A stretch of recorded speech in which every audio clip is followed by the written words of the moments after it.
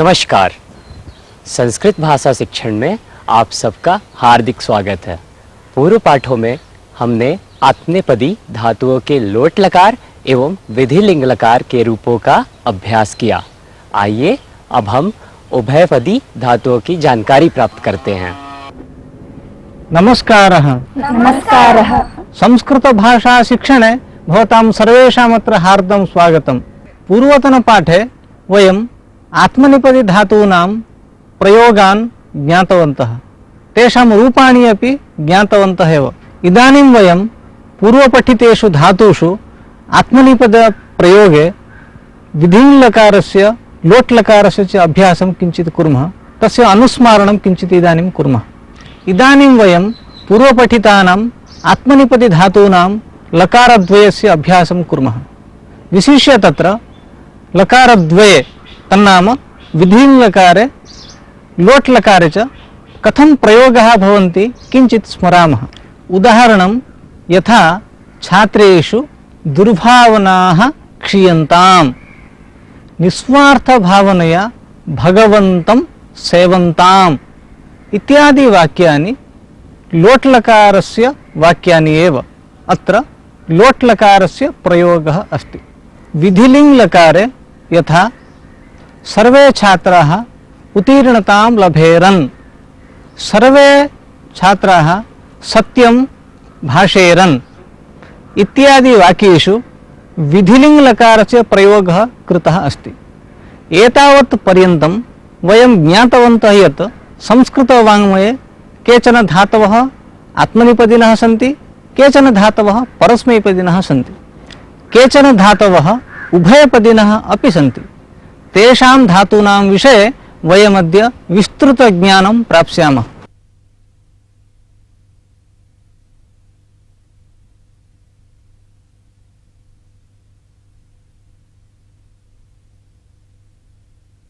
पचति पचते, पठन्तु। पचति पचते।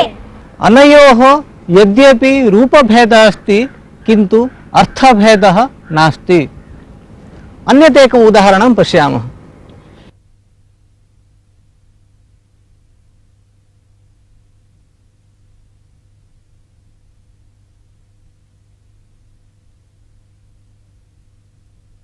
दण्डयति दण्डयते, पठन्तु। दण्डयति दण्डयते। अनयोः अपि यद्यपि रूपभेदः दृश्यते किन्तु अर्थभेदः कोऽपि नास्ति। इदानीं वयं कानिचन वाक्यानि पश्यामः। माता मधुरं खाद्यं पचति, माता मधुरं खाद्यं पचते। अनयोः वाक्ययोः कोऽपि अर्थभेदः नास्ति, किन्तु वाक्येषु क्वचित् पचति दृश्यते, क्वचित् पचते दृश्यते। तथैव आरक्षकः चोरान् दण्डयति, आरक्षकः चोरान् दण्डयते। अत्रापि तथैव अर्थभेदः नास्ति, किन्तु क्वचित् दण्डयति दृश्यते, क्वचित् दण्डयते इति दृश्यते। अतः वयम् एतत् जानीमः यत् यद्यपि उभयपदी धातुषु रूपभेदः दृश्यते किन्तु कोऽपि अर्थभेदः अनयोः नास्ति। पचति पचते, छोरयति छोरयते, यजति यजते इत्यादि उभयपदी लट लकार के रूप हैं। अभी आपने देखा ही होगा कि उभयपदी धातुओं के लट लकार के रूपों में क्या भेद होते हैं। इदानीं वयं कांश्चन अभ्यासान् कुर्मः। अहमत्र कानिचन क्रियापदानि लिखामि, तद्दृष्ट्वा भवन्तः वाक्यानि वदन्ति।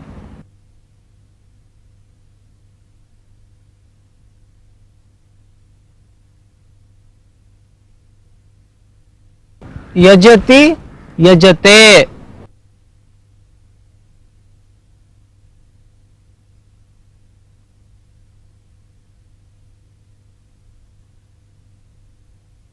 पचति पचते,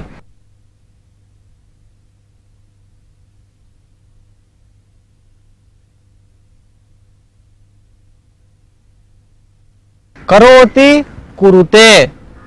एतानि पदानि उपयुज्य कानिचन वाक्यानि वदन्ति वा? अस्तु, वदामः। भवान् वदतु। पाचकः तण्डुलं पचति। पाचकः तण्डुलं पचते। मुनिः ध्यानं करोति। मुनिः ध्यानं कुरुते। यजमानः यजति। यजमानः यजते। एवमेव अन्यानि क्रियापदानि अपि भवन्ति। अहं तानि लिखामि, भवन्तः भिन्नवचनैः वाक्यानि रचयन्तु।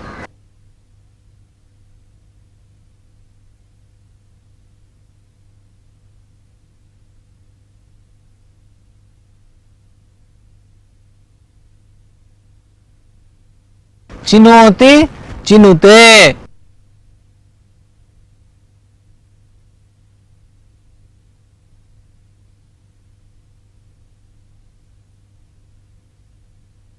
याचति याचते।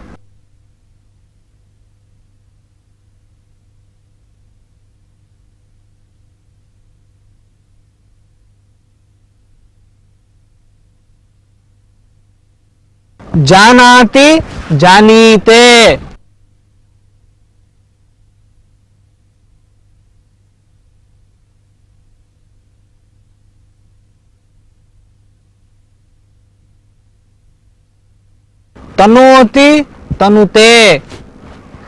एतावन्ति क्रियापदानि अहं लिखितवान्।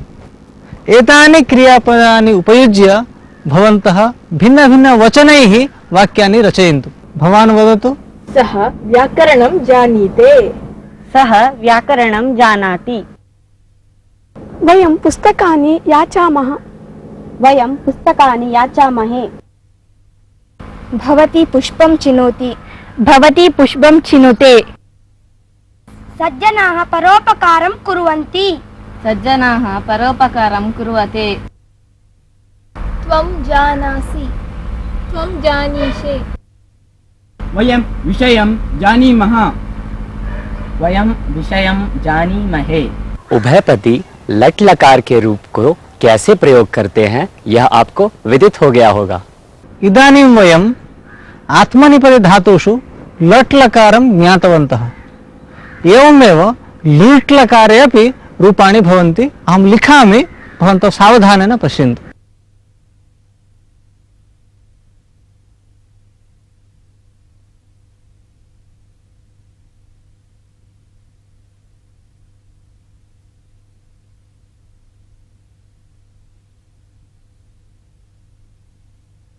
करिष्यति करिष्यते।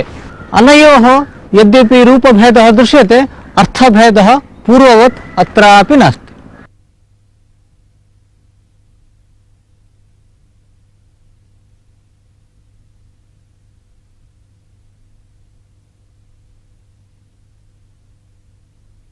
एतादृशक्रियापदानां वाक्येषु कथं प्रयोगः इदानीं वयं पश्यामः। अहं सायंकाले अपि स्नानं करिष्यामि। तस्यैव वाक्यस्य आत्मनेपदम्। अहं सायंकाले अपि स्नानं करिष्ये। ज्ञास्यति ज्ञास्यते। अनयोः उदाहरणं पश्यामः। वयं संस्कृतस्य अध्ययनेन विज्ञानं ज्ञास्यामः। तस्यैव वाक्यस्य आत्मनेपदरूपं वयं संस्कृतस्य अध्ययनेन विज्ञानं ज्ञास्यामहे। एवमेव वयं लुट् लकारे एतादृशवाक्यानि ज्ञातवन्तः। अन्येषु लकारेषु अपि भिन्नभिन्नरूपाणि भिन्नभिन्नवाक्यानि भवन्ति। अस्य वयं किञ्चित् अभ्यासं कुर्मः। वाक्यानि वदन्ति वा? अस्तु वदामः। मन्त्री मतं याचिष्यति। मन्त्री मतं याचिष्यते। मालाकारः पुष्पाणि याचिष्यति। मालाकारः पुष्पाणि याचिष्यते। उत्तमम्। वयं संस्कृतिं तनिष्यामः। वयं संस्कृतिं तनिष्यामहे। उत्तमम्। त्वं किं दास्यसि? त्वं किं दास्यसे? उत्तमम्। भवान् वदतु। आरक्षकः दुष्टान् दण्डयिष्यति। आरक्षकः दुष्टान् दण्डयिष्यते। ते धनं चोरयिष्यन्ति। ते धनं चोरयिष्यन्ते। बहु उत्तमम्। भवन्तः लूट् लकारस्य विषये सम्यक् ज्ञानं प्राप्तवन्तः। करिष्यति, करिष्यते, चेष्यति, चेष्यते इत्यादि रूप उभयपदी लृट् लकार के हैं। उभयपदी लृट् लकार के रूप को कैसे प्रयोग किया जाता है इससे भी आप परिचित हो गए होंगे। इदानीं वयं लोट् लकारस्य विषये चिन्तयामः। अहं कानिचन रूपाणि लिखामि।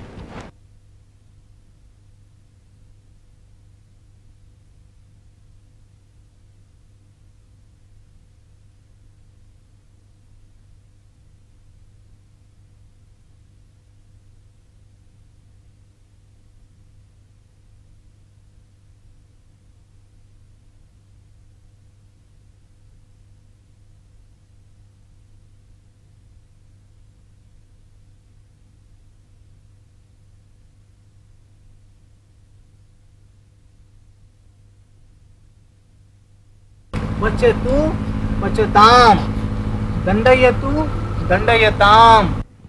वदन्तु। पचतु पचताम्, दण्डयतु दण्डयताम्। वाक्येषु एतेषां प्रयोगः कथं भवति इति वयं चिन्तयामः। भो पाचक, रुचिकरं खाद्यं पचतु। भो पाचक, रुचिकरं खाद्यं पचताम्। तथैव दण्डयतु इत्यस्य भो आरक्षकाः चोरान् दण्डयन्तु। भो आरक्षकाः चोरान् दण्डयन्ताम्। एतादृशवाक्यानि भवन्तः अपि रचयितुम् अर्हन्ति। कानिचन वाक्यानि भवन्तः वदन्ति वा? अस्तु, वदामः। भवन्तः विषयं जानन्तु। भवन्तः विषयं जानन्ताम्। त्वं कार्यं कुरु। त्वं कार्यं कुरुष्व। उत्तमं। भवान् वदतु। त्वं वस्तु न चोरय। त्वं वस्तु न चोरयस्व। उत्तमम्। अहं न याचामि। अहं न याचै। भवती विज्ञानं जानातु। उत्तमम्। भवती विज्ञानं जानताम्। अहं पचामि। उत्तमं। भवान् वदतु। अहं पचै। बहु उत्तमं। लोट् लकारस्य विषये भवन्तः प्रवीणाः अभवन्। पचतु पचताम, छोरयतु छोरयताम, करोतु कुरुताम आदि रूप उभयपदी लोट लकार के हैं। इस लकार के अन्य रूप कैसे होते हैं यह भी आपने देख लिया होगा। उभयपदी लोट लकार के रूपों का प्रयोग कैसे किया जाता है इससे भी आप परिचित हो गए होंगे। इदानीं वयं लङ् लकारस्य विषये चिन्तयामः। अहं कानिचन रूपाणि लिखामि उभयपदी धातूनां।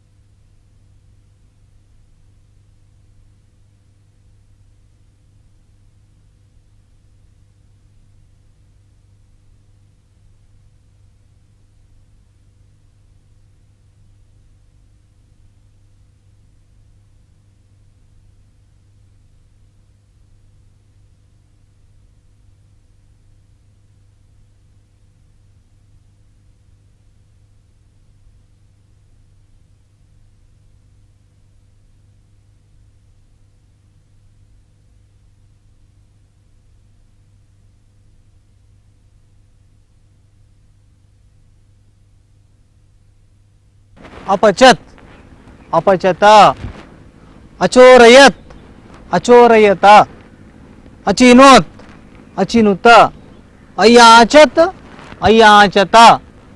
एतेषां रूपाणां वाक्येषु कथं प्रयोगः भवति इति वयं पश्यामः। विवाहे पाचकः रुचिकरं खाद्यम् अपचत। विवाहे पाचकः रुचिकरं खाद्यम् अपचत। अन्यदेकं वाक्यं पश्यामः। अहं कदापि न अचोरयम्। अहं कदापि न अचोरय। एतादृशवाक्यानि भवन्तः वक्तुम् अपि अर्हन्ति। वदन्ति वा? अस्तु, वदामः। भवती आरम्भं करोतु। सः चोरम् अदण्डयत्। सः चोरम् अदण्डयत। मुख्यमंत्री सचिवम् अचिनोत्। मुख्यमंत्री सचिवम् अचिनुत। दुष्टाः गाः अचोरयन्। दुष्टाः गाः अचोरयन्त। अहं तम् अजानाम्। अहं तम् अजाने। दरिद्राः धनम् अयाचन्। दरिद्राः धनम् अयाचन्त। सः सत्कार्यम् अकरोत्। सः सत्कार्यम् अकुरुत। उत्तमं। भवन्तः इदानीं लङ् लकारस्य विषये पूर्णज्ञानं प्राप्तवन्तः, इत्युक्ते निपुणाः अभवन्, सर्वत्र प्रयोगं कर्तुम् अर्हन्ति। अपचत, अपचत, अचिनोत, अचिनूत, अयाचत, अयाचत इत्यादि रूप उभयपति लंग लकार के हैं। अब तक आपने देखा होगा कि लंग लकार के रूप कैसे होते हैं और उन रूपों का प्रयोग कैसे किया जाता है। विधिलिंग लकारस्य रूपाणि तु जानीयात्, जानीत, कुर्यात्, कुर्वीत इत्येवं प्रकारेण भवन्ति। व्यवहारे तु विधिलिंग स्थाने लोट् लकारस्य प्रयोगः क्रियते। इत्यतः विधिलिंग लकारस्य विषये अधिककथनं न क्रियते। कुर्यात्, कुर्वीत, याचेत, याचेत, पचेत, पचेत इत्यादि रूप उभयपति विधिलिंग लकार के होते हैं। व्यवहार में सामान्यतः विधिलिंग लकार के स्थान पर लोट लकार का प्रयोग किया जाता है, इसलिए यहाँ पर इसका अधिक विवरण नहीं दिया गया है। वयम् इदानीम् एकं सुभाषितं शृणुमः।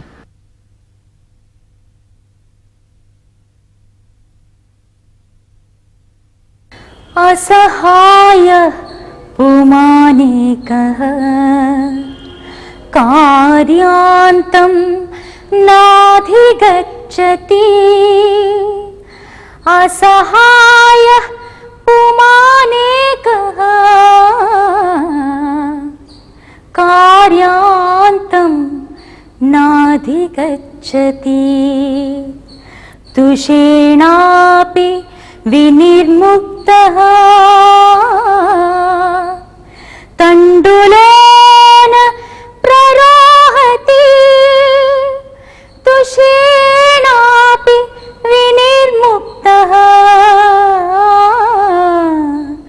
तण्डुलेन प्ररोहति।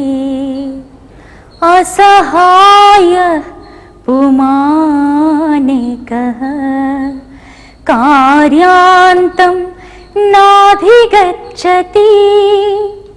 तुषेणापि विनिर्मुक्तः तण्डुलेन प्ररोहति। तण्डुलेन प्ररोहति। अस्य सुभाषितस्य अर्थः एवमस्ति। पुरुषः यावान् वा समर्थः भवतु कस्यापि साहाय्यं विना सः कार्यान्तं गन्तुं न शक्नोति। अर्थात् कस्यापि कार्यस्य परिसमाप्तिनिमित्तं कस्यापि पुरुषस्य आवश्यकता वर्तते एव। यथा तुषविहीनः तण्डुलः सस्यस्य उत्पत्तौ समर्थः न भवति, अर्थात् अंकुर उद्गमार्थं तण्डुलस्य तुषस्य अपेक्षा वर्तते एव। सुभाषित का अर्थ: संसार में कोई असहाय पुरुष किसी की सहायता के बिना कोई भी कार्य नहीं कर सकता, अर्थात किसी भी कार्य की समाप्ति के लिए उसको अवश्य किसी की सहायता चाहिए। वैसे ही तुषाविहीन धान्य शस्य उत्पादन करने में समर्थ नहीं होता, अर्थात अंकुर की उत्पत्ति के लिए धान में तुष का होना जरूरी है।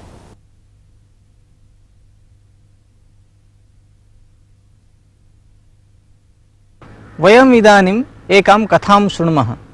पूर्वं मिथिलाञ्चलस्य मध्यभागे कौशिकी नदी प्रवहति स्म।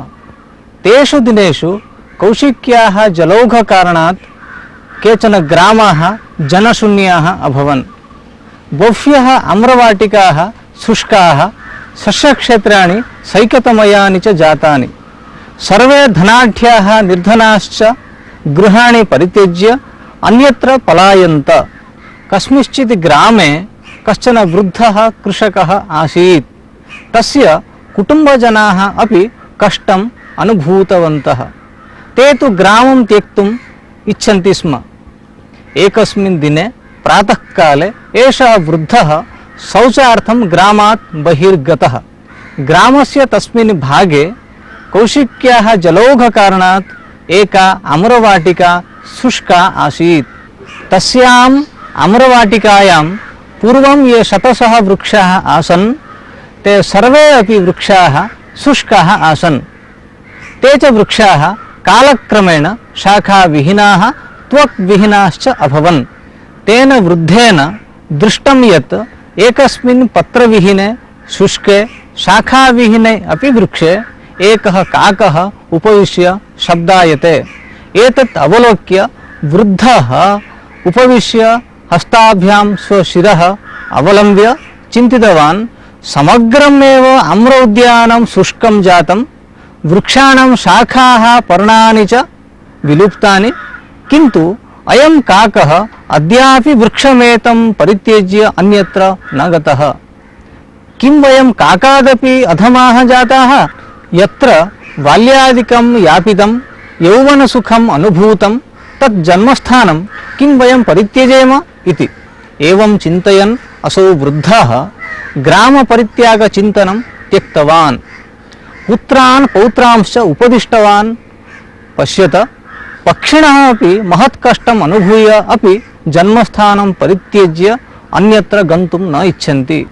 वयं तु मानवाः सन्तः पशुपक्षिभ्यः श्रेष्ठाः स्मः अतः ग्रामपरित्यागस्य विचारः उपेक्षणीयः सुखं दुःखं वा प्राप्येत चेदपि जीवनं तु अत्रैव यापनीयं जन्मस्थानं तु अत्याज्यमेव इति अनन्तरं तस्मिन् ग्रामे महताश्रमेण स्वजीविकां सञ्चाल्य कृषिकार्यं सम्यक्तया सम्पाद्य सः वृद्धः कृषकः पुनः धनाढ्यः सन् महत्सुखम् अनुभूतवान् कालक्रमेण कौशिक्याः जलौघपीडा अपि अपगता कथायाः अर्थं भवन्तः ज्ञातवन्तः खलु आम् ज्ञातवन्तः धन्यवादः नमो नमः नमो नमः। इसी के साथ यह पाठ यहीं समाप्त होता है। अगले पाठ में हम फिर मिलेंगे, तब तक के लिए